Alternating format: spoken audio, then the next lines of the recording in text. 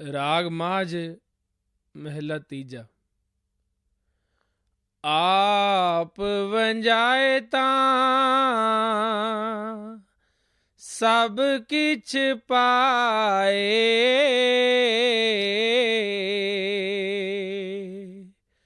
गुर शब्दी सच्ची लिवलाए। सत्संग के यह वचन हजूर महाराज जी द्वारा फरमाए गए सत्संग के हिंदी अनुवाद पर आधारित हैं। यह तीसरी पातशाही श्री गुरु अमरदास जी महाराज की वाणी है। इस छोटे से शब्द में आप गुरमत यानी संतों महात्माओं की तालीम के बारे में बड़ी अच्छी तरह खोलकर समझा रहे हैं। यूं तो किसी भी महात्मा की वाणी लेकर खुले दिल से खोज की जाए तो यही पता चलता है कि हर एक महात्मा का एक ही संदेश है, एक ही उपदेश है। दुनिया में कभी कोई महात्मा कौम या मजहब बनाने के लिए नहीं आता। महात्मा तो केवल हमसे परमात्मा की भक्ति करवाकर, हमें देह के बंधनों से आज़ाद करवाकर परमात्मा के साथ मिलाने के लिए आते हैं। लेकिन ऐसे गुरमुखों और मालिक के भक्तों के जाने के बाद हम संसारिक जीव बाहरमुखी हो जाते हैं, कर्मकांड में फंस जाते हैं। उन महात्माओं के इतने ऊंचे और सुच्चे उपदेश को छोटे छोटे दायरों में बंद करके कौमों, मजहबों, मुल्कों की शक्ल देते हैं और एक दूसरे के साथ लड़ना झगड़ना शुरू कर देते हैं। हम किस लिए ऐसा करते हैं? कोई अपने पेट के लिए करता है, कोई अपनी मान बढ़ाई के लिए करता है। आप समझाते हैं कि हमारी आत्मा उस परमात्मा का अंश है। हम उस सतनाम रूपी समुद्र की बूंद हैं। उस मालिक से बिछड़कर इस माया के जाल में फंसे हुए हैं। मन के अधीन होकर जो जो कर्म करते हैं, अच्छे भी करते हैं, बुरे भी करते हैं, उनके कारण हमारी आत्मा को बार बार इस 84 के जेल खाने में आना पड़ता है। ना अच्छे कर्म करके देह के बंधनों से बच सकते हैं, ना बुरे कर्मों के कारण कभी हमारा 84 के दुखों से छुटकारा हो सकता है। इन कर्मों के कारण जिस जगह भी जाकर जन्म लेते हैं, हमें दुख ही दुख, मुसीबतें ही मुसीबतें सहनी पड़ती हैं। किसी भी जामे में जाकर हम सुख हासिल नहीं कर सकते, शांति प्राप्त नहीं कर सकते। अगर इंसान का जामा प्राप्त करके जिसे महात्मा टॉप ऑफ द क्रिएशन कहकर समझाते हैं, हमारी ये दुर्दशा है कि रोटी कपड़े के लिए तड़पते और तरसते फिरते हैं, तो फिर और किस जामे में जाकर हम सुख हासिल कर सकते हैं, शांति प्राप्त कर सकते हैं।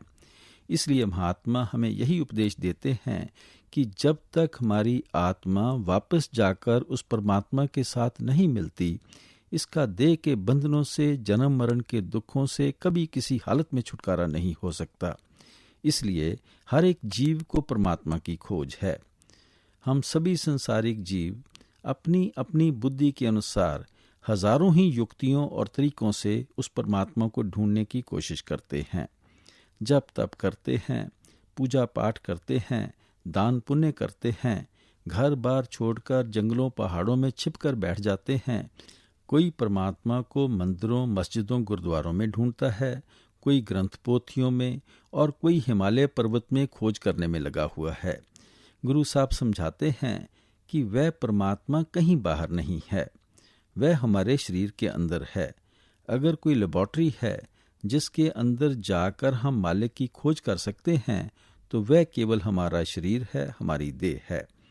आज तक बाहर ना किसी को मिला है, ना मिल सकता है। हजरत ईसा कहते हैं कि मालिक की दरगाह, मालिक के रहने की जगह तेरे अंदर है। यही गुरु अमरदास जी समझाते हैं, सदा हजूर दूर न देखो, रचना जिन रचाई। जिस परमात्मा ने दुनिया की यह सारी रचना पैदा की है, वह हमसे कहीं दूर नहीं है। वह 24 घंटे हमारे साथ है, हमारे शरीर और हमारी देह के अंदर बैठा हुआ है। गुरु अर्जन देव जी समझाते हैं, काया अंदर जग जीवन दाता वसे, सब ना करे प्रतिपाला।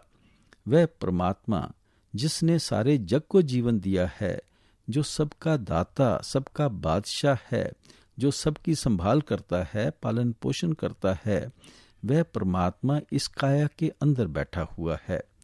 कबीर साहब भी यही समझाते हैं, ज्यों तिल माही तेल है, ज्यों चकमक में आग, तेरा साईं तुझ में जाग सके तो जाग। कि भाई जिस तरह तिलों में तेल होता है, पत्थर के अंदर अग्नि होती है, इसी तरह जिस परमात्मा की तू खोज कर रहा है वह तेरे शरीर के अंदर है, तेरे वजूद के अंदर है।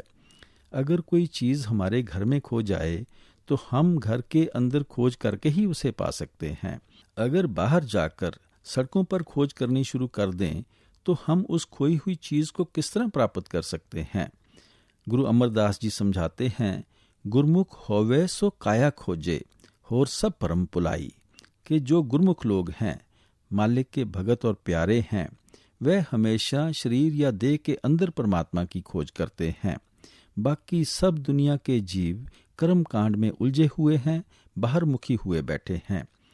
अब मन में विचार उठता है कि अगर परमात्मा हमारे सब के अंदर है तो हमें दिखाई क्यों नहीं देता। हम आंखें बंद करते हैं तो हमें अपने अंदर अंधेरा ही अंधेरा दिखाई देता है। गुरु साहब फरमाते हैं, आप वंजाए तो सब किछ पाए, कि वह परमात्मा तो पत्ते पत्ते कण कण में व्यापक है, चोरों ठगों साधु संतों महात्माओं सभी के अंदर है। लेकिन जब तक अंदर जाकर अपने आप की रुकावट दूर नहीं करते, उस परमात्मा के अंदर मौजूद होते हुए भी हम उसे नहीं पा सकते। ये अपने आप की रुकावट क्या है? ये खुदी, हमें, मैं, मेरी या अहम की रुकावट है।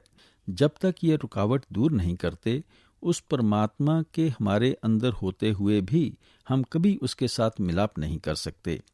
गुरु अमरदास जी फरमाते हैं, हर जियो साचा ऊंचो ऊंचा, हमें मार मिलावणिया।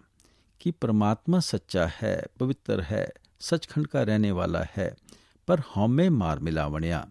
जब तक हम हौमे की बीमारी को अपने अंदर से दूर नहीं करते, हम कभी उस परमात्मा को पा नहीं सकते। ये हौमे क्या है? जो हम सारा दिन सोचते हैं कि मेरी कौम है, मेरा मज़हब है, मेरा मुल्क है, मेरी औलाद है, मेरी जायदाद है, जिन चीज़ों को सारा दिन मेरा मेरा कहते हैं, वास्तव में ये सब कुछ ही उस परमात्मा का है। हम अपने आप को उससे अलग समझे बैठे हैं, इनको अपना बनाने की कोशिश करते हैं। ये आज तक ना कभी किसी के बने हैं, न बन सकते हैं। लेकिन इनको अपना बनाने की ख्वाहिश हमें इनके मोह और प्यार में इतना फंसा देती है कि हमें रात को सपने भी इन्हीं के आते हैं, और मौत के समय सिनेमा के स्क्रीन की तरह इन्हीं की शक्लें हमारी आंखों के आगे आकर घूमना शुरू कर देती हैं। जहां आसा तहां बासा। आखिरी वक्त जिस तरफ हमारा ख्याल होता है, हम दुनिया के जीव उसी रौब में बहना शुरू कर देते हैं। कौन सी चीज़ हमें दे के बंधनों की तरफ खींच कर लाई? दुनिया का मोह, दुनिया का प्यार लाया। सो जब तक हमारे अंदर से दुनिया का मोह और प्यार नहीं निकलेगा, तब तक हमारी आत्मा वापस जाकर परमात्मा के साथ नहीं मिल सकती। गुरु साहब फरमाते हैं कि ये दुनिया झूठी है, इसका मोह और प्यार भी झूठा है। ये दुनिया झूठी क्यों है? क्योंकि ये नष्ट हो जाएगी, फना हो जाएगी। इसके साथ हमारा मोह और प्यार क्यों झूठा है? क्योंकि इसका प्यार हमें बार बार दे के बंधनों में फंसाता है।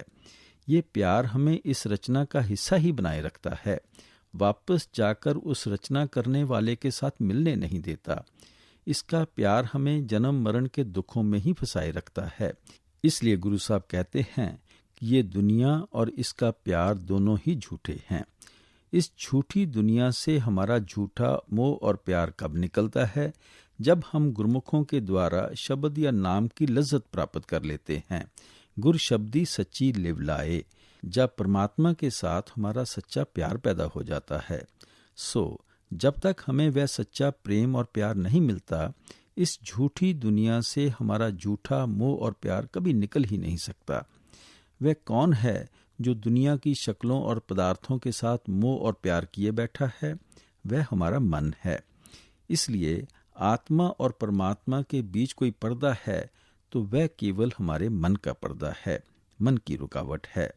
जिस तरह आत्मा परमात्मा का अंश है, इसी तरह हमारा मन भी कोई छोटी चीज नहीं है। वह ब्रह्म की अंश है, त्रिकुटी का रहने वाला है।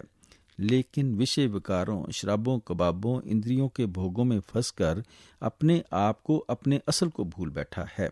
और जो कर्म मन इन इंद्रियों के वश में होकर करता है, उसका नतीजा हमारी आत्मा को भी भोगना पड़ता है। सो जब तक हमारी आत्मा मन का साथ नहीं छोड़ती, इसे ना तो कभी अपने आप का पता लग सकता है और ना कभी अपने असल का पता लग सकता है। मन का साथ आत्मा तब छोड़ सकती है जब मन अपने निज धाम ब्रह्म या त्रिकुटी में पहुंच जाता है। हमें जो भी कोशिश करनी है, मार्ग अपनाना है, उपाय करना है, वह आत्मा और मन की गांठ खोलने का करना है। मन को उसके ठिकाने यानी ब्रह्म या त्रिकुटी पहुंचाने का करना है। दुनिया के जीव हजारों ही युक्तियों और तरीकों से मन को वश करने की कोशिश करते हैं। जप तप करते हैं, पूजा पाठ करते हैं, दान पुण्य करते हैं, घर बार छोड़कर जंगलों और पहाड़ों में छिपकर बैठ जाते हैं। हठ कर्मों और संयम के द्वारा जबरदस्ती मन को दुनिया से निकालने की, दुनिया से उदासीन करने की कोशिश करते हैं। आगे जाकर हमारा मन कहीं जुड़ता नहीं, वापस आकर दुनिया में भटकना शुरू कर देता है। महात्मा समझाते हैं कि जबरदस्ती मन को वश में करना इसी प्रकार है जिस प्रकार सुलगते हुए कोयले को राख के नीचे दबा देना है। देखने में आता है कि आग बुझी हुई है, पर जब भोगों की आंधी उठती है, विषय विकारों की लहरें उठती हैं, वह सारी राख उड़ जाती है और सुलगते हुए कोयले फिर धधक उठते हैं। हजूर महाराज जी समझाया करते थे कि जबरदस्ती मन को वश में करना इसी तरह है जिस तरह एक सांप को पिटारी में बंद कर देना है या एक बदमाश को पुलिस के हवाले कर देना है। जब तक सांप पिटारी में बंद है, हम उसके डंक से बचे हुए हैं। इसी तरह जब तक बदमाश पुलिस की हिरासत में रहता है, तब तक हम उसकी शरारतों से बचे रहते हैं। लेकिन जब पुलिस उसको छोड़ देती है, वह फिर वही शरारतें शुरू कर देता है। अगर हम उसे पुलिस के हवाले करने के बजाय समझा बुझाकर भला और नेक इंसान बना लें, तो सदा के लिए उसकी शरारतों से बच जाते हैं। गुरु नानक साहब फरमाते हैं कि हठ कर्मों के द्वारा, डिसिप्लिन के द्वारा हम थोड़ी देर का आराम या राहत जरूर हासिल कर लेते हैं और अपने मन पर हावी हो जाते हैं। लेकिन मन जब फिर जोर मारता है तो उसी तरह उंगलियों पर नचाने लगता है। अगर मन को वश में करना है तो हमें पहले इसकी आदत और इसके स्वभाव के बारे में जान लेना चाहिए। हम देखते हैं कि हमारा मन लज्जत का आशिक है, एक चीज से प्यार करता है। अगर उस चीज से बढ़कर कोई दूसरी चीज दिखाई देती है तो हमारा मन पहली को छोड़कर दूसरी के पीछे भागना शुरू कर देता है। दुनिया का कोई भी प्यार हमारे मन को हमेशा के लिए पकड़कर स्थिर नहीं रख सकता। वह शक्लें और पदार्थ जिनके लिए कभी अपना जीवन तक कुर्बान करने की बात सोचते थे, फिर कभी ऐसा समय आ जाता है कि मन उनको देखना तक पसंद नहीं करता। सो हमारा मन तो लज्जत का आशिक है। जब तक हमें दुनिया के प्यार से ऊंचा और सच्चा प्यार नहीं मिलता, ये दुनिया का प्यार और मोह छोड़ने के लिए कभी तैयार नहीं होता। वह कौन सी लज्जत और प्यार है जिसको प्राप्त करके ही हमारा मन दुनिया का मोह और प्यार छोड़ेगा। गुरु साहब फरमाते हैं, गुर शब्दी सच्ची लेव लाए, कि जब गुरमुखों के जरिए शब्द के साथ ख्याल को जोड़ लेते हैं, शब्द को पकड़ लेते हैं, शब्द की लज्जत हासिल कर लेते हैं, तब इस झूठी दुनिया से हमारा झूठा प्यार हट जाता है और हमारे अंदर सच्चे परमात्मा के लिए सच्चा प्यार पैदा हो जाता है। क्योंकि उस शब्द की लज्जत इतनी ऊंची और पवित्र है कि उस लज्जत को पाकर अपने आप हमारा मन विषय विकारों की लज्जत को छोड़ देता है। जिसे हीरे जवाहरात मिल जाते हैं, वह फिर कौड़ियों के पीछे दर दर ठोकरें नहीं खाता। लड़कियां गुड्डियों से तभी तक खेलती हैं जब तक उनकी शादी नहीं हो जाती। गुरु साहब फरमाते हैं कि जब हमें सच्चे परमात्मा का सच्चा प्यार मिल जाएगा, इस दुनिया से हमारा झूठा मोह अपने आप ही निकल जाएगा। और जब भी सच्चे परमात्मा का सच्चा प्यार मिलेगा, गुर शब्दी गुरमुखों के जरिए मिलेगा। हमारे जितने भी मजहब हैं, उन सब के रीति रिवाज अलग अलग हैं, लेकिन रूहानियत या सच्चाई सब मजहबों की तय पर एक ही है। हर एक महात्मा हमारे अंदर उसी रूहानियत का शौक या प्यार पैदा करने के लिए आता है। उस एक ही रूहानियत को महात्माओं ने अलग अलग कौमों, मज़हबों, मुल्कों में बैठकर अलग अलग लफ्ज़ों के ज़रिए समझाने की कोशिश की है। गुरु नानक साहब उसे गुर की बाणी, धुर की बाणी, सच्ची बाणी, शब्द, नाम, अमर, हुक्म, अकथ कथा, हरि कीर्तन कहकर बयान करते हैं। उसी को गुरु साहब निर्मल नाद कहते हैं। ऋषि मुनि उसे आकाशवाणी, राम नाम, राम धुन या कई और लफ्ज़ों से याद करते हैं। मुसलमान फ़कीरों ने उसको कलमा, बांगे आसमानी, कलामे इलाही, निदाए सुल्तानी कहकर याद किया है। ईसा ने उसे वर्ड या लोगोस कहकर याद किया है। हमारा लफ्ज़ों के साथ कोई बहस मुबासा नहीं है। आप किसी भी शब्द के द्वारा उस रूहानियत की बात कर सकते हैं। सवाल तो सिर्फ इतना है कि हमें अपनी देह, अपने शरीर के अंदर रूहानियत की लज्जत किस तरह हासिल करनी है, उस रूहानियत के साथ अपना ख्याल किस तरह जोड़ना है। हमारा रूहानी सफ़र पैरों के तलवों से लेकर सिर की चोटी तक है। इस सफ़र की 2 मंजिलें हैं, एक आँखों तक है, दूसरी आँखों से ऊपर है। हमारी देह के अंदर जो आत्मा और मन की बैठक है वह सबकी आँखों के पीछे है। उसको कोई तिल कहता है, कोई शिव नेत्र कहता है, कोई दिव्य चक्षु कहता है, कोई घरधर कहता है, कोई मुक्ति का दरवाज़ा कहता है। हर एक का ख्याल इस नुक्ते से उठता है और 9 द्वारों के द्वारा सारी दुनिया में फैल जाता है। ये 9 दरवाजे हैं, 2 आँखें, 2 कान, 2 नाक के सुराख, 1 मुंह और नीचे 2 इंद्रियों के सुराख। इन 9 दरवाज़ों के द्वारा हमारा ख्याल सारी दुनिया में फैला हुआ है। आप देखें, हमें यहाँ बैठे कभी बच्चों का ख्याल आता है, कभी घर के कारोबार का ख्याल आता है, कभी दुकान के ग्राहकों का ख्याल आता है, तो कभी मित्रों दोस्तों के बारे में सोचते हैं। हमारा मन कभी निश्चल नहीं बैठता। हम हर समय किसी न किसी चीज़ की सोच और विचार में लगे ही रहते हैं। अगर कोई चीज़ हम भूल जाएं तो उसे याद करना हो तो हमारा हाथ अपने आप इस नुक्ते को पकड़कर बैठ जाता है। कभी किसी भूली हुई चीज़ को याद करने के लिए हम टांगों या पैरों पर हाथ नहीं मारते। इस जगह का हमारे सोचने के साथ बड़ा गहरा संबंध है। सो हमारा ख्याल तीसरे तिल से उतरकर सारी दुनिया के अंदर फैला हुआ है। हमें गुरुमुखों की बताई हुई युक्ति और तरीके के अनुसार इस फैले हुए ख्याल को वापस लाकर समेटकर इसी नुक्ते पर एकाग्र करना है। गुरु अमरदास जी समझाते हैं, 9 दर ठाके तावत रहाए, 10वें निज कर वासा पाए, ओथै अनहद शब्द वजह दिन राती, गुरमती शब्द सुनावणिया। कि जिस समय तुम 9 दरवाजों में से ख्याल को निकाल कर आंखों के पीछे लाओगे, तुम अपने घर के दरवाजे पर पहुंच जाओगे।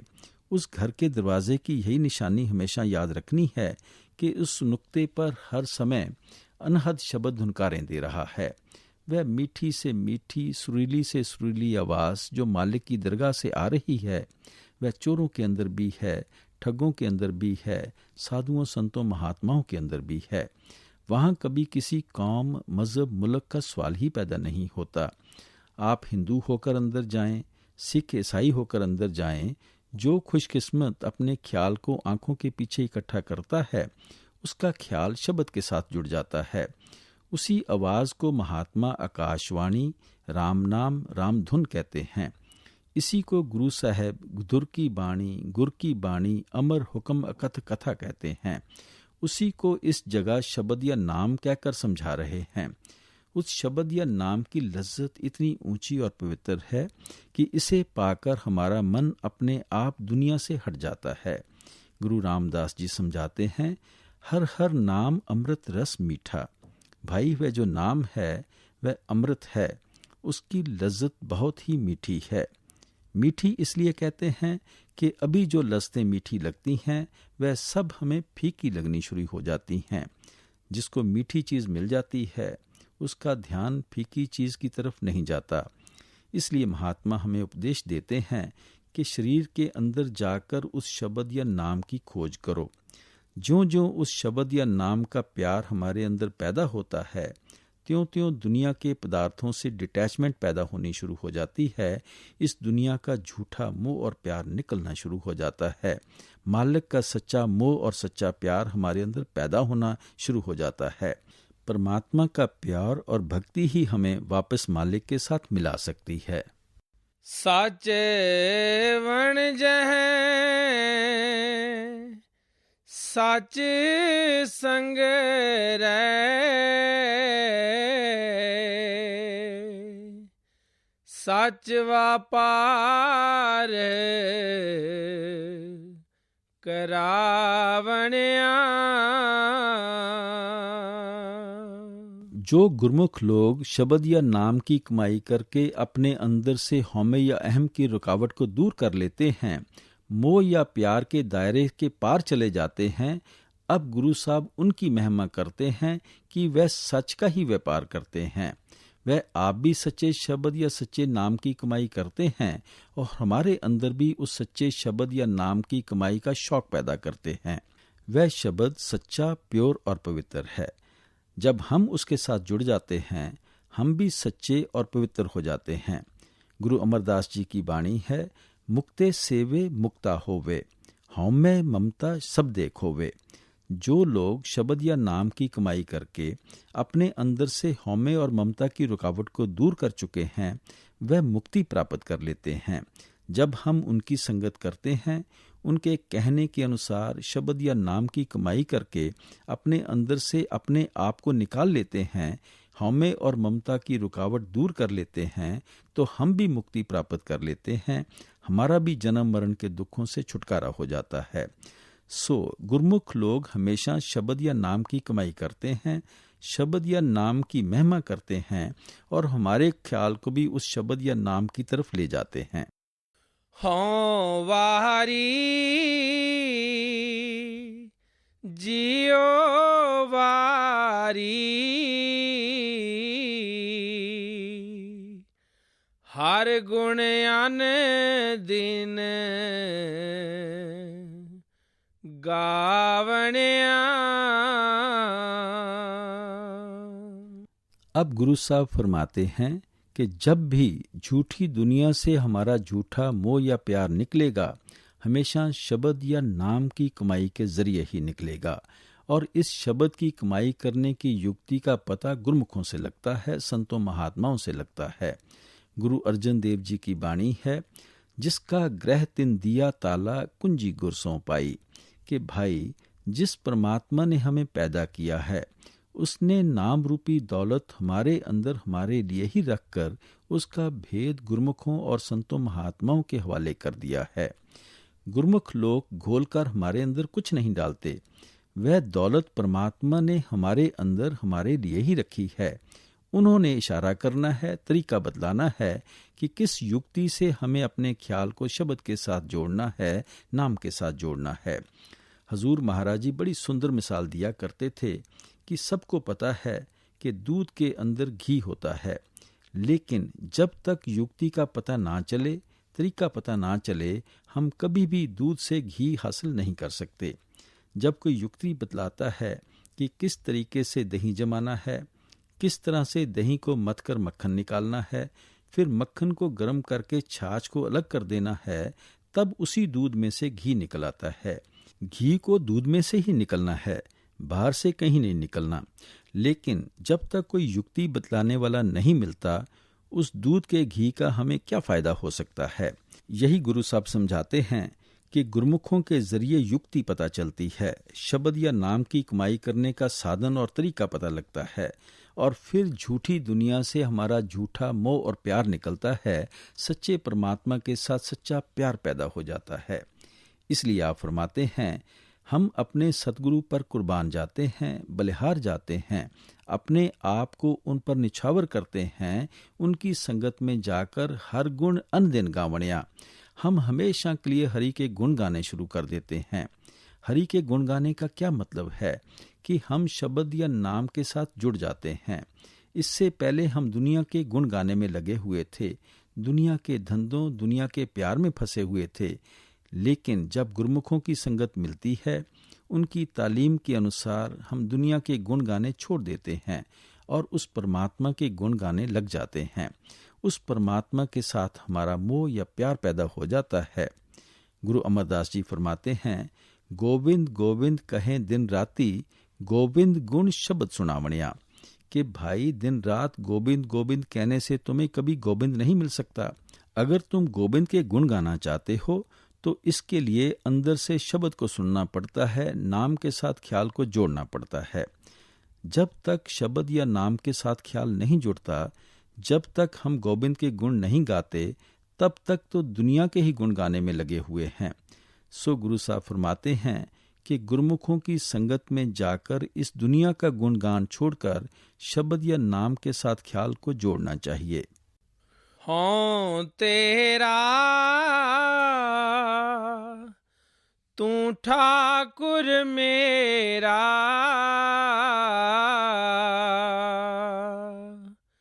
शब्द वड्याई देवनिया। गुरु साहब समझाते हैं कि जब हम हरि के गुण गाने लगते हैं, फिर हमें समझ आ जाती है कि हम परमात्मा के दास हैं, नौकर हैं, चाकर हैं, गुलाम हैं, और वह परमात्मा हमारा स्वामी है, मालिक है, हमारा सब कुछ है। हमें ये गौरव मिल जाता है कि हम दास हो गए हैं, परमात्मा हमारा स्वामी बन गया, हमारा मालिक बन गया। आप समझाते हैं शब्द वड्याई देवनिया। ये बढ़ाई तब मिलती है जब शब्द की कमाई करते हैं, नाम की कमाई करते हैं। फिर हमें अपनी असलियत का पता लगता है, परमात्मा की असलियत का पता लगता है, और इस दुनिया से हमारा ख्याल निकलकर परमात्मा के साथ जुड़ जाता है। गुरु साहब फरमाते हैं कि जब भी हमें ये गौरव हासिल होगा, केवल शब्द की कमाई करके, नाम की कमाई करके ही प्राप्त होगा। शब्द की कमाई के द्वारा ही हमारा ख्याल दुनिया के मोह या प्यार से निकलेगा और हम अपने आप को परमात्मा के चाकर और दास समझने लगेंगे, परमात्मा के आज्ञाकारी सेवक समझने लगेंगे। वेला वक्त सब सुहाया,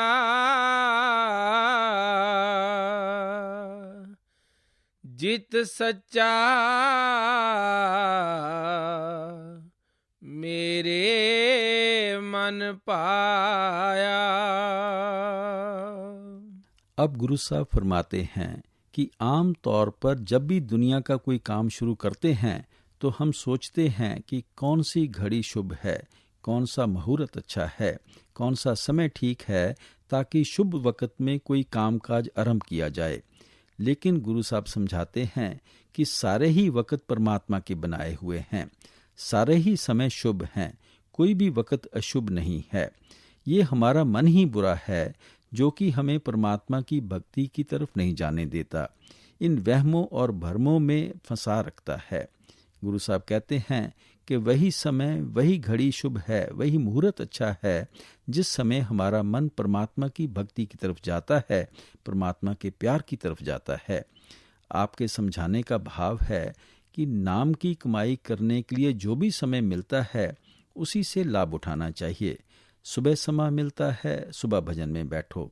दोपहर में समय मिलता है, दोपहर भजन में बैठो। शाम को समय मिलता है, शाम को भजन में बैठो।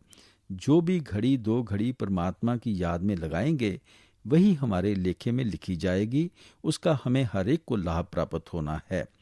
पर सुबह के वक्त के बहुत से ऐसे फायदे हैं जो हमें किसी दूसरे समय में नहीं मिल सकते। सुबह जिस वक्त हम सोकर उठते हैं, हमारा शरीर ताज़ा और स्वस्थ होता है। पिछले दिन की सारी थकावट दूर हो चुकी होती है, पिछले दिन के सारे झगड़े भी हम भूल चुके होते हैं। फिर गलियों मोहल्लों में भी खामोशी होती है, घर के अंदर भी बच्चे सोए रहते हैं। ना किसी मेहमान के आने का खतरा है, ना किसी टेलीफोन के आने का डर। और फिर जब हम दिन शुरू करने लगे हैं तो क्यों ना मालिक का नाम लेकर शुरू करें, ताकि उसका सुरूर और खुशी सारा दिन हमारे साथ रहे और हम उस खुशी और आनंद में अपना सारा दिन व्यतीत करें। अगर दोपहर को भजन में बैठेंगे तो गलियों मोहल्लों में शोर शुरू हो जाता है। उस समय कोई ना कोई दोस्त पास आकर बैठ जाएगा। फिर बच्चों का कामकाज करना है, दुकानों का कामकाज करना है, चौके चूल्हे का भी कामकाज करना है। वह समय हम अपनी इच्छा के अनुसार नहीं निकाल सकते। अगर शाम को भजन में बैठेंगे तो सारे दिन काम काज करके शरीर थका होता है, जल्दी नींद आ जाती है। फिर सारे दिन के झगड़े आंखों के सामने आ जाते हैं। जो काम सुबह घंटे 1.5 घंटे में बनना था, शाम को उसी के लिए 3-4 घंटे चाहिए और इतना समय किसके पास होता है। इसलिए महात्मा कहते हैं कि सुबह अमृत वेले भजन के लिए बैठना चाहिए। लेकिन अगर सुबह समय नहीं मिलता तो इसका ये मतलब नहीं कि परमात्मा की भक्ति के लिए और कोई समय है ही नहीं। गुरु साहब हमारे मन को इन भ्रमों और संकल्पों से निकालते हैं कि वही घड़ी, वही मुहूर्त, वही वेला और वही समय शुभ है जिस समय हमारा मन परमात्मा की भक्ति की तरफ जाता है, शब्द या नाम की कमाई की तरफ जाता है। सच्चे सेविए सच वड्याई, गुर किरपा ते सच पावणिया। आप समझाते हैं कि वह परमात्मा सच्चा और पवित्र है। वह कभी जन्म मरण के दुखों में नहीं आता। जो कुछ हम आंखों से देखते हैं सब नष्ट हो जाएगा, फना हो जाएगा, पर इनको पैदा करने वाला वह अकाल पुरुष परमेश्वर परमात्मा कभी नष्ट और फना नहीं होता। जपजी साहब की पहली पौड़ी में आता है, आद सच जुगाद सच है भी सच, नानक होसी भी सच। सच का मतलब है जो कभी नष्ट नहीं होता, फना नहीं होता। गुरु नानक साहब फरमाते हैं, सबसे पहले वह परमात्मा था, सब कुछ उस परमात्मा ने पैदा किया है। जो कुछ भी आंखों से देखते हैं वह सब कुछ नाश और फना हो जाएगा, लेकिन इसको पैदा करने वाला वह परमात्मा कभी नाश और फना नहीं होता। वह सतयुग में भी था, त्रेता और द्वापर में भी था, अब भी है और आगे भी वही परमात्मा रहेगा। ये नहीं कि पहले गद्दी किसी और के पास थी और आगे किसी और के पास चली जाएगी। गुरु साहब फरमाते हैं कि वह परमात्मा सच्चा है, उसकी भक्ति भी सच्ची है, उसका प्रेम भी सच्चा है। ये दुनिया झूठी है, इस दुनिया का प्यार और भक्ति भी झूठी है। आप फरमाते हैं, सच्चे सेविये सच वड्याई, कि जब सच्चे परमात्मा की भक्ति करते हैं तो फिर सच्ची बढ़ाई मिलती है। ये दुनिया झूठी है, इसकी बढ़ाई भी झूठी है। हिस्ट्री पढ़कर देख लें, कभी तो ये दुनिया के लोग हमें सिर पर उठाए फिरते हैं, जुलूस निकालते हैं, जय जयकार करते हैं, और फिर वही दुनिया के लोग पैरों के नीचे रौंदना शुरू कर देते हैं, फांसी के तख्ते पर चढ़ा देते हैं, गोलियों का निशाना बना देते हैं, रातों रात राज्य पलट जाते हैं, लीडरों और नेताओं को जेल खानों के अंदर कैद कर लिया जाता है। सो इस दुनिया का हम क्या विश्वास कर सकते हैं? इसकी मान बढ़ाई भी झूठी है और ये खुद भी झूठी है। गुरु साहब कहते हैं, वह परमात्मा सच्चा है और जो वह अपने साथ मिलने की बढ़ाई देता है वह भी सच्ची है। पर ये जो सच्चे सेविये की सच वड्याई है वह प्राप्त किस तरह होती है? गुरु कृपा ते सच पावणिया। जब हमारे ऊपर गुरमुखों की कृपा और बख्शिश हो जाती है, जब वे हमारे ख्याल को उस शब्द या नाम के साथ जोड़ देते हैं, तभी हम सच्चे परमात्मा की सच्ची बढ़ाई हासिल करने के काबिल होते हैं। पाओ भोजन सतगुर तुठै पाए,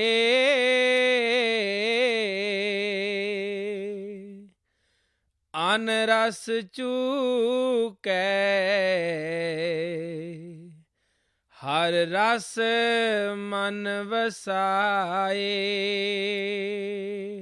आप समझाते हैं कि हमारा मन संगत और सोबत का असर बहुत जल्दी लेता है। शराब पीने वाले के पास बैठो, शराब पीने की आदत पैदा हो जाएगी। चोरों की संगत करो तो चोरी की आदत पैदा हो जाएगी। मालिक के भक्तों और प्यारों की संगत करेंगे तो उनको देखकर हमारे अंदर भी मालिक की भक्ति का शौक और प्यार पैदा हो जाएगा। आप फरमाते हैं कि जब संतों महात्माओं की संगत करते हैं तो हमारे मन में संतोष आ जाता है। अन रस चूक के हर रस मन वसाए, कि हमारे मन से दुनिया के रस निकल जाते हैं, शब्द या नाम का रस आ जाता है। फिर हम दुनिया की चीज़ों के पीछे नहीं दौड़ते, दुनिया की शक्लों और पदार्थों के लिए नहीं तड़पते। हम उस अमृत को पीकर अमर हो जाते हैं। हमारा दुनिया के जन्म मरण से हमेशा के लिए छुटकारा हो जाता है। सच संतोख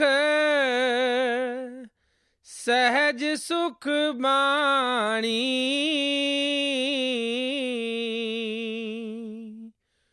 पूरे गुर ते आवणिया। आप फरमाते हैं कि जिस वक़्त हम गुरुमुखों की संगत में आकर उस नाम के रस को पीने लग जाते हैं, फिर हमारा उस वाणी के साथ ख्याल जुड़ जाता है। कौन सी वाणी के साथ? जो सच है, जो कभी नाश या फना नहीं होती, जिसने सारी दुनिया की रचना की है, जिस वाणी के आधार पर सारे खंड ब्रह्मांड खड़े हैं। वह वाणी कैसी है? संतोख। कि अभी जो मन में भटकन लगी हुई है, तड़प लगी हुई है, जब उस वाणी के साथ हमारा मन जुड़ जाता है तो मन में संतोष और सब्र आ जाता है। फिर फरमाते हैं सहज, कि उस वाणी को पकड़कर ही सहज की अवस्था प्राप्त होती है। हम मन और माया के दायरे से पार चले जाते हैं। वह वाणी सुख देने वाली है। जब तक हमारा मन दुनिया के साथ जुड़ा हुआ है, हम दुखों और मुसीबतों में फंसे हुए हैं। जब उस वाणी के साथ ख्याल जुड़ जाता है तो सुख हासिल कर लेते हैं, शांति प्राप्त कर लेते हैं। ये कौन सी वाणी है जिसकी गुरु साहब इतनी बढ़ाई करते हैं, महिमा करते हैं? जिस वाणी ने दुनिया की रचना की है, जिसके आधार पर खंड ब्रह्मांड खड़े हैं, जो वाणी हमारे सबके अंदर है, जो दिन रात सबके अंदर धुनकारें दे रही है, वह चोरों, ठगों, साधुओं और संतों, महात्माओं सबके अंदर है। वहाँ किसी कौम, मजहब और मुल्क का सवाल ही पैदा नहीं होता। हिंदू होकर अंदर जाओ, सिख ईसाई होकर अंदर जाओ, जो भी भाग्यवान खुशकिस्मत आंखों के पीछे ख्याल इकट्ठा करता है, उसका ख्याल उस वाणी के साथ जुड़ जाता है। गुरु अमरदास जी उस वाणी की महिमा करते हैं। बाणी वज्जी चहों जुगी, सच्चो सच सुनाए। कि वह वाणी चारों युगों से चली आ रही है। सतयुग में वही वाणी थी, द्वापर और त्रेता युग में भी वही वाणी थी, अब भी वही वाणी है और आगे भी वही वाणी रहेगी। ये नहीं कि पहले वह वाणी कुछ और थी और आगे जाकर कुछ और हो जाएगी। ना वह 400-500 साल पुरानी है, ना वह 1000 साल पुरानी है, ना वह पंजाबी में लिखी जाती है, ना वह हिंदी और फारसी में लिखी जाती है। हम संसारिक जीव तो यूं ही भाषाओं के झगड़ों में उलझे बैठे हैं। वह वाणी तो 24 घंटे हमारे सबके अंदर आंखों के पीछे धुनकार दे रही है। गुरु नानक साहब फरमाते हैं, अंतर जोत निरंतर बाणी, साचे साहेब स्यों लिवलाई। कि हर एक के अंदर आंखों के पीछे ज्योति जल रही है। उस ज्योति के अंदर से मीठी और सुरीली आवाज या वाणी उठ रही है। जो उस वाणी को पकड़ता है, साचे साहेब स्यों लिवलाई, उसका दुनिया से मोह और प्यार निकल जाता है। परमात्मा के साथ मोह या प्यार पैदा हो जाता है। इसलिए गुरु रामदास जी फरमाते हैं, बाणी गुरु, गुरु है बाणी, विच बाणी अमृत सारे। कि वह वाणी हमारा गुरु है, वह शब्द या नाम हमारा गुरु है। गुरुमुखों का असली स्वरूप शब्द या नाम होता है। जिस वक़्त वह शब्द स्वरूप होकर देह धारण करते हैं तो देह स्वरूप गुरु बन जाते हैं। लेकिन जो चीज़ उनके देह में गुरु बनती है वह शब्द है, नाम है। इसलिए ऐसे महात्मा के बारे में ईसा मसीह ने कहा है, and the word made flash, कि जब भी वह शब्द शरीर धारण करता है तो बाहर वह हमारा रहनुमा और रहबर बन जाता है। जब हम अपने ख्याल को अंदर इकट्ठा करते हैं तो वह शब्द या वर्ड हमारा गुरु बन जाता है। सो हर एक महात्मा का यही अनुभव है। इसलिए गुरु साहब कहते हैं कि हमें उस वाणी की खोज करनी है, उस शब्द की खोज करनी है, उस नाम की खोज करनी है। किस नाम या शब्द की? जो दिन रात हर एक के अंदर धुनकारें दे रहा है। सत गुर न सेवै, मूरख अंध गवारा। फिर ओए किथों पायन, मोख द्वारा। आप समझाते हैं कि दुनिया के अंदर दो तरह के इंसान हैं, एक गुरमुख हैं, दूसरे मनमुख हैं। दोनों ही उस परमात्मा के बनाए हुए बंदे हैं और ये भी उस परमात्मा के हाथ में है। जिसे वह चाहता है गुरमुख बना लेता है। महानता किनकी है? केवल गुरमुखों की है। आप गुरमुख किसको कहते हैं? जो अपने अंदर उस वाणी के साथ ख्याल को जोड़े हुए हैं, शब्द के साथ ख्याल को जोड़े हुए हैं।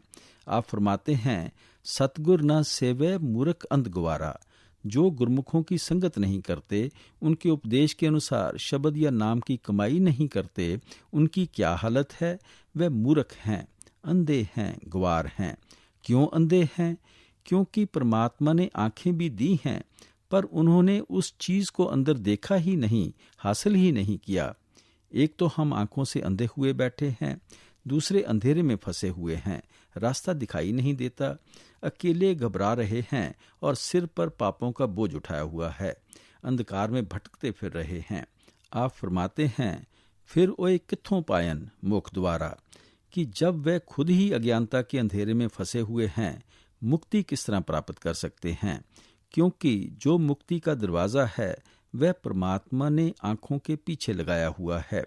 वह तो आंखों से नीचे उतरकर इंद्रियों के भोगों के गुलाम बने बैठे हैं, और जिनकी संगत और सोबत से हमारा ख्याल आंखों के पीछे इकट्ठा होकर शब्द या नाम को पकड़ सकता है, उनकी कभी संगत नहीं करते।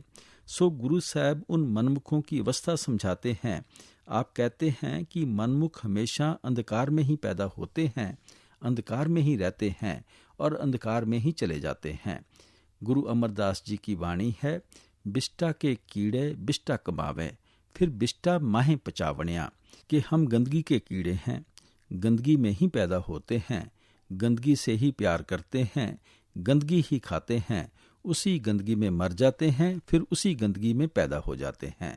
सो आप उपदेश देते हैं कि हमें किसी गुरमुख की संगत और सोबत करके उस शब्द की लज्जत हासिल करनी चाहिए, नाम की लज्जत हासिल करनी चाहिए। मारे मारे जम्मे फेर फेर आवे,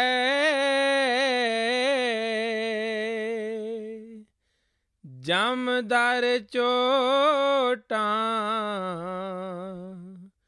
खावणिया। उन मनमुखों की हालत बयान करते हैं कि वह बार बार मरते हैं और बार बार पैदा होते हैं। हर मौत के बाद उनको धर्मराज के सामने पेश किया जाता है। उनके कर्मों, इच्छाओं, करतूतों, आशाओं और तृष्णाओं के अनुसार जिस जगह वह ठीक समझता है, उनको जन्म दे देता है। एक देह के बंधनों से तो बड़ी मुश्किल से छुटकारा हासिल करते हैं, दूसरी देह का कलबूत उनके लिए पहले ही तैयार खड़ा किया होता है। उस कलबूत के अंदर अभी पैदा ही नहीं होते कि मौत फिर आंखों के सामने आकर खड़ी हो जाती है। 10 नंबरियों की तरह हथकड़ी लगी ही रहती है। बार बार जन्म मरण के दुखों में जाना पड़ता है। कहते हैं जमदर चोटां खावड़ियां, के जमदूतों के हाथों चोटें खानी पड़ती हैं, दुख और मुसीबतें झेलनी पड़ती हैं। शब्द साध जाने ता आप पछाणे,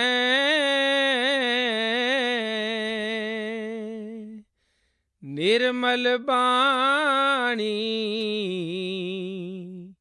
शब्द वखाणे। अब आप फरमाते हैं कि जब तक हम अपने आप को पहचानने के काबिल नहीं बनते, हम कभी उस परमात्मा को भी पहचानने के काबिल नहीं बन सकते। अपने आप को कब पहचानते हैं? जब मन और माया के दायरे से पार चले जाते हैं, जब हमारी आत्मा से सब गंदे गंदे गिलाफ उतर जाते हैं। फिर कहीं जाकर हमें अपने आप का पता चलता है, अपने असल का पता चलता है। हम मन और माया के दायरे से कब पार हो सकते हैं? शब्दे साथ जाने ता आप पछाणे, कि जिस समय शब्द या नाम की लज्जत आ जाती है, तब हम अपने आप को पहचानने के काबिल होते हैं। गुरु साहब के कहने का भाव है कि केवल वह चीज ही हमें मन और माया के दायरे से पार ले जा सकती है जो मन और माया के दायरे से पार से आती हो। वह शब्द सचखंड से उठता है। काल की पहुंच तो सिर्फ ब्रह्म या त्रिकुटी तक है। जब हम अपने आप को शब्द के साथ जोड़ देते हैं तो हम भी मन और माया के दायरे से पार चले जाते हैं।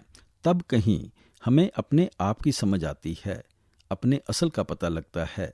हम अपने आप को उस समय पहचानते हैं जब आत्मा मन का साथ छोड़ देती है। जिस वक़्त गंदे गंदे गिलाफ या पर्दे हमारी आत्मा से उतर जाते हैं, जब स्थूल, सूक्ष्म और कारण तीनों किस्म के गिलाफ उतर जाते हैं, हम तीनों गुणों से पार हो जाते हैं। फिर कहीं जाकर हमें अपनी समझ आती है। यही सोक्रेटिस ने फरमाया था, नो दाई सेल्फ, पहले अपने आप को पहचानो। परमात्मा की पहचान से पहले अपने आप की पहचान जरूरी है। जब तक हमें अपना ही पता नहीं लगता कि हम कौन हैं, कहाँ से आए हैं, कहाँ जा रहे हैं, हमें उस परमात्मा का क्या पता लग सकता है। हमारी आत्मा तो प्योर थी, पवित्र थी, लेकिन मन का साथ लेने के कारण अति गंदी और मैली हो चुकी है।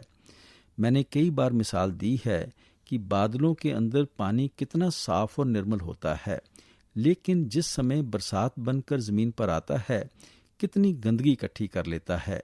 इतनी बदबू आती है कि कोई पास खड़े होने के लिए भी तैयार नहीं होता। वह पानी भी अपने आप को गंदगी का ही हिस्सा समझना शुरू कर देता है। जिस समय उसको सूरज की तपश मिलती है, वह गंदगी को छोड़ देता है और भाप बनकर ऊपर उठ जाता है। तब उसको पता लगता है कि मैं कोई और चीज़ हूँ, ये गंदगी कोई और चीज़ है।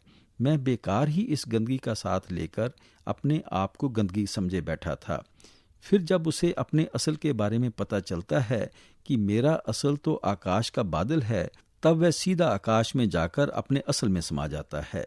यही हमारी आत्मा की हालत है। ये परमात्मा का अंश है, सतनाम समुद्र की बूंद है, पर मन का साथ लेकर मन और माया के अधीन होकर अति गंदी और मैली हो चुकी है। जब तक ये मन का साथ नहीं छोड़ती, इसको कभी अपने आप की होश नहीं आ सकती और ना ही अपने असल का पता लग सकता है। सो गुरु साहब फरमाते हैं, शब्दे साथ जाने ता आप पछाणे, कि जिन्हें अपने अंतर में शब्द की लज्जत आ जाती है, जो अपने अंदर नाम की कमाई में लग जाते हैं, वह भाग्यशाली जीव अपने आप को पहचानने के काबिल बन जाते हैं। गुरु अमरदास जी कहते हैं, गुरमुख आप पछाणे संतो राम नाम लिवलाई, कि गुरमुख वह हैं जो राम नाम के साथ प्यार करके अपने आप को पहचानने के काबिल बन जाते हैं। ये राम नाम कोई लफ्ज़ नहीं है, बल्कि वह ताकत है जिसने सब दुनिया की रचना की है, जिसके आधार पर हमारे खंड ब्रह्मांड खड़े हैं और जो सबके अंदर रमी हुई है। जब तक हम अपने आप को उसमें लीन नहीं करेंगे, हम कभी भी अपने आप को पहचानने के काबिल नहीं बन सकते। फिर तीसरी पातशाही गुरु अमरदास जी फरमाते हैं, जिन अंतर शब्द आप पछाणे गत में तिन ही पाई, कि जो अपने अंदर शब्द को पकड़कर अपने आप को पहचानते हैं, असली गति, मालिक के मिलने की असली युक्ति उनको ही प्राप्त होती है। गुरु साहब के समझाने का भाव है कि हमें भी अपने आप को पहचानना चाहिए। अपने आप को हम गुरमुखों के जरिए शब्द का अभ्यास करके, नाम की कमाई करके ही पहचान सकते हैं। सच्चे सेव सदा सुख पायन,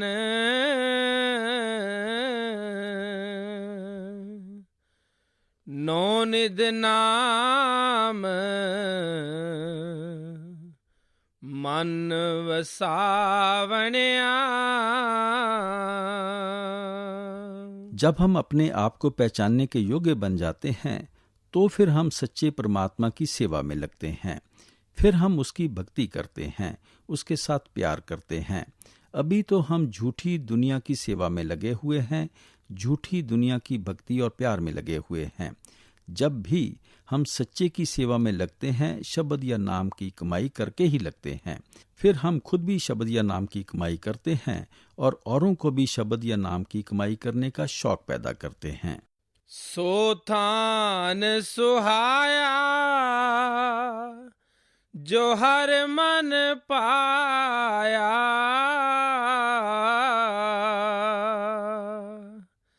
सत संगत बह हर गुण गाया। अब जब हमारे मन के अंदर मालिक की भक्ति करने की चाह और प्रेम पैदा हो जाता है, तो आम तौर पर हम सोचते हैं कि घर बार छोड़कर मंदिरों और गुरुद्वारों में जाकर भक्ति करें। अगर मन जरा और उत्साह दिखाता है, तो सोचते हैं कि हिमालय पर्वत पर जाकर भक्ति करें और बाल बच्चों को त्याग दें। पर गुरु साहब समझाते हैं कि परमात्मा की भक्ति के लिए कौन सी जगह अच्छी है। आप फरमाते हैं, सारी दुनिया उस परमात्मा ने बनाई है, उसने कोई बुरी जगह नहीं बनाई। हम ही अपने विचारों से किसी जगह को बुरा बना लेते हैं, किसी जगह को अच्छा बना लेते हैं। इसलिए आप समझाते हैं कि जिस जगह भी हमारा मन लगता है उसी जगह परमात्मा की भक्ति करनी चाहिए, और वही जगह हमारी भक्ति के लिए अच्छी है, जहां भक्ति का वातावरण हो। वह कौन सी जगह है? गुरु साहब समझाते हैं, वह गुरमुखों का सत्संग है, गुरमुखों की संगत और सोबत है। आपके कहने का भाव है कि गुरमुखों के सत्संग के द्वारा, गुरमुखों की संगत और सोबत के द्वारा ही हमारा ख्याल परमात्मा की भक्ति की ओर जाता है। हम तीर्थों में, सत्संगों में, मंदिरों, मस्जिदों, गुरुद्वारों में इसलिए जाते हैं कि उन जगहों पर भक्ति का वातावरण बना हुआ है। हम भी उस वातावरण से लाभ उठाकर भक्ति करें। अगर हमें वहां जाकर वह वातावरण नहीं मिलता, वहां पशुओं की मंडियां ही लगती हैं, प्रचार और पब्लिसिटी के मंच ही बने हुए हैं, या चहल पहल और मेले मौज की जगह ही बनी हुई है, तो वहां जाकर हमारा मन किस तरह एकाग्र हो सकता है? गुरु साहब समझाते हैं कि कोई खास जगह परमात्मा की भक्ति के लिए नहीं है, सभी स्थान परमात्मा की भक्ति के योग्य हैं। हमें इन जगहों को भक्ति के योग बना लेना चाहिए। किस तरह बनाना चाहिए? सत्संग के द्वारा भक्ति के काबिल बना लेना चाहिए। वह वातावरण बना लेना चाहिए जिसमें बैठकर हम परमात्मा की भक्ति कर सकें, शब्द या नाम की कमाई कर सकें। सो आप उपदेश देते हैं कि जहां हमें गुरमुखों की संगत, सत्संग और सोबत मिल जाती है, वही जगह हमारे लिए परमात्मा की भक्ति करने के काबिल बन जाती है। आन दिन हारे साला है साचा,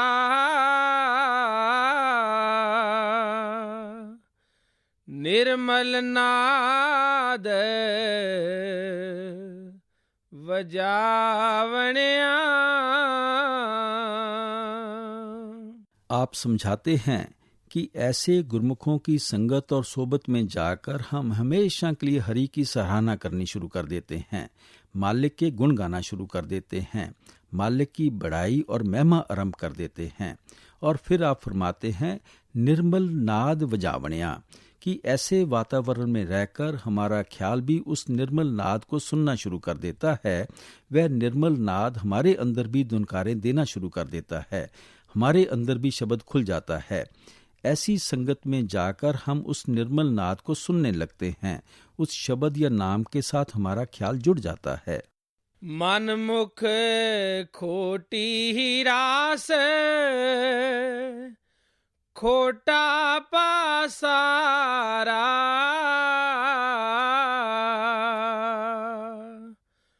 कूड़ कमावन दुख लागे पारा, पर में पूले फिरन दिन राती,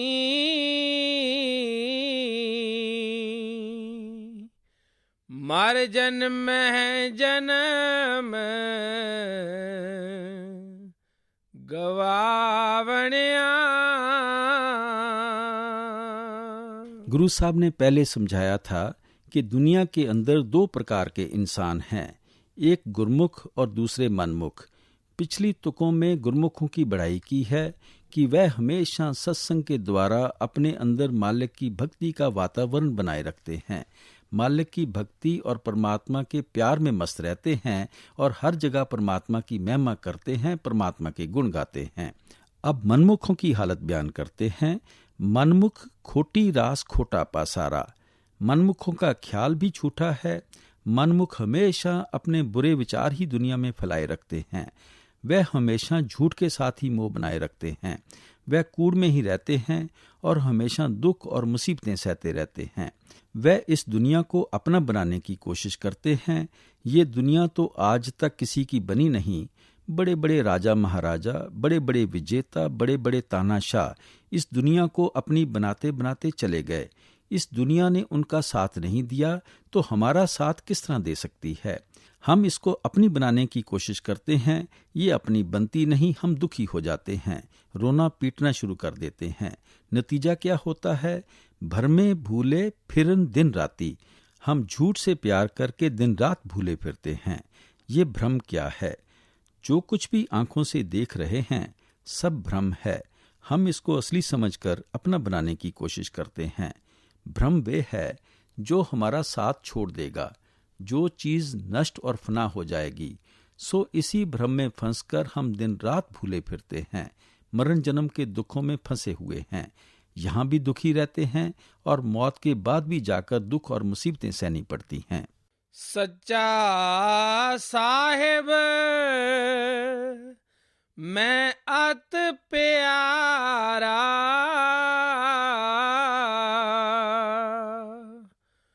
पूरे गुर कै शब्द अधारा। नानक नाम मिलै वड्याई,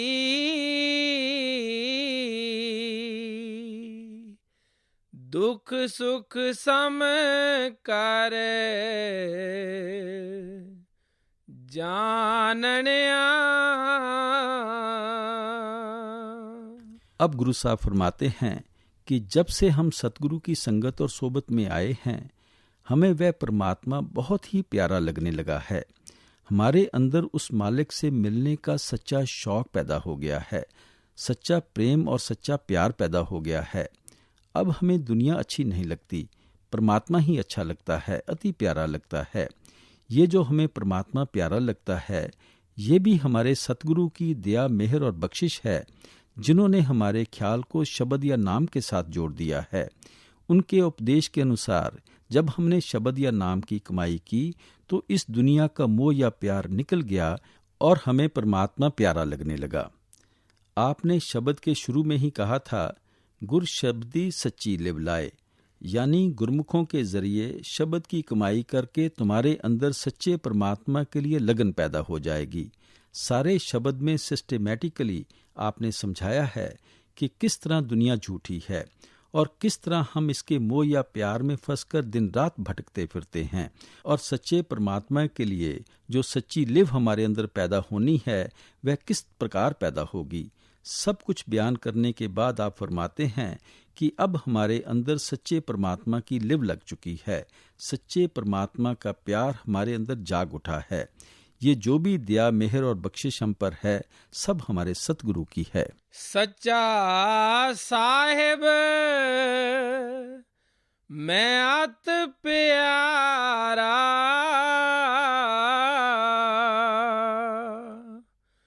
पूरे गुर कै शब्द अधारा। नानक नाम मिलै वड्याई,